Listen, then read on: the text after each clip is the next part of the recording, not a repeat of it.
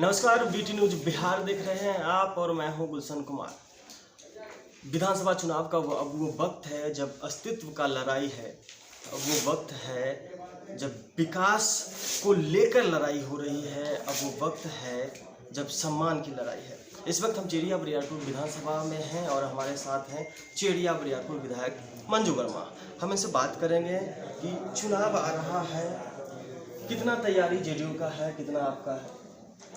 JDU का तैयारी तो सब दिन होते रहता है और माननीय मुख्यमंत्री जी का तो कहना है कि हम न्याय के साथ विकास का काम करते हैं और उस आधार पर हम लोग जनता के बीच जा रहे हैं। विकास तो दिख रहा है। क्या इंफ्रास्ट्रक्चर की स्थिति थी आप बताओ। ठीक। रोड में गड्ढा था या गड्ढा में रोड, स्कूल जो थे शिक्षक विहीन थे, भवन विहीन थे, हॉस्पिटल पर बकरियां बैठा करती थी। क्या विकास था। और हम लोगों ने ईमानदारी से विकास किया है और उस आधार पर हम जनता के बीच जा रहे हैं।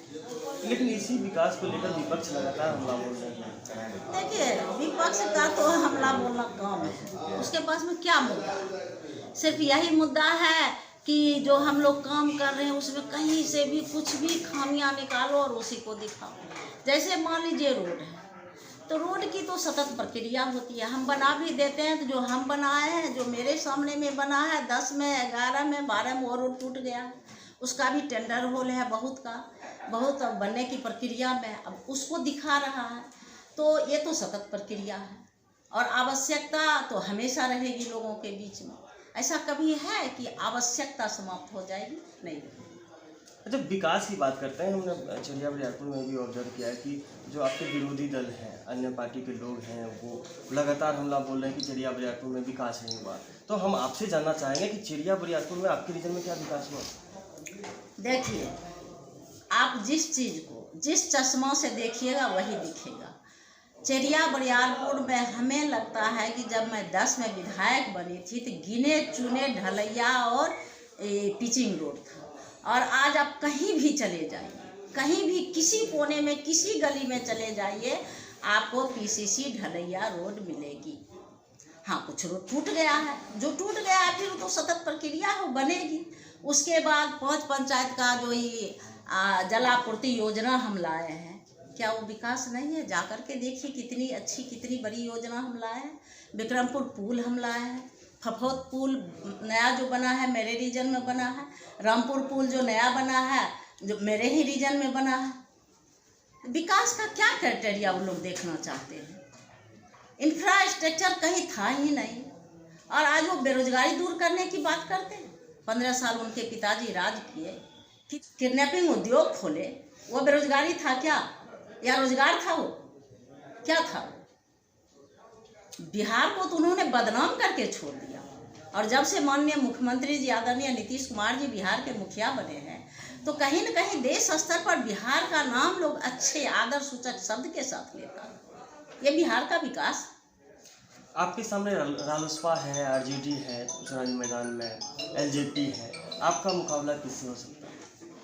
हमें तो नहीं लगता है कि कोई टक्कर में है।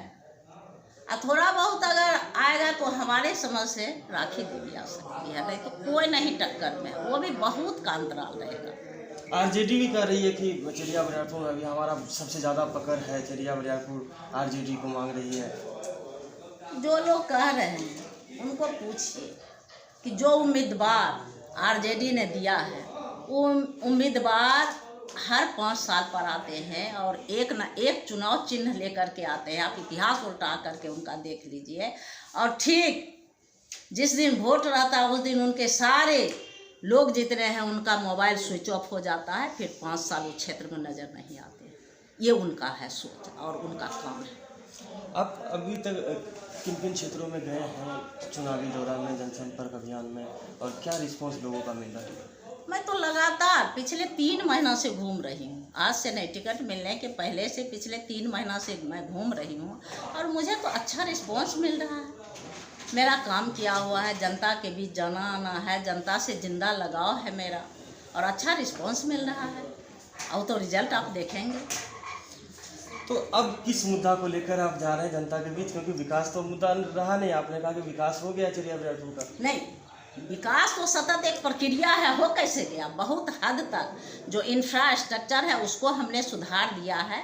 अभी भी ज़रूरत है, जिसमें जो एक ज़रूरत है बेरोजगारी का, वह हम लोग भी महसूस कर रहे हैं। ऐसा नहीं है कि सिर्फ मुद्दा बना रहे हैं विरोधी और वो जानते हैं मेरी सरकार बननी नहीं है और हमें कुछ करना नहीं है। तो एक अपना मजबूत जवान को, जो हमारे युवा वर्ग है, उसको आकर्षित करने के लिए एक मुद्दा वो रख रहे हैं। लेकिन हमारी भी सरकार इस बार जब बनेगी तो हम लोग सोचे हुए हैं कि युवा के लिए कुछ न कुछ हम लोगों को सोचना पड़ेगा। ठीक है, नौकरी जितना हो सकता है हम लोग देंगे, लेकिन सिर्फ नौकरी ही नहीं, उसको रोजगारोन्मुखी बनाने के लिए कहीं न कहीं हम लोगों का यह ध्येय है कि 3-4 मिल करके हम लोग जो युवक होंगे उनको हम लोन मुहैया कराएंगे और वह बिजनेस करेंगे और अपने पैरों पर खड़ा होंगे। चलिए, हमसे बात करने के लिए बहुत बहुत धन्यवाद।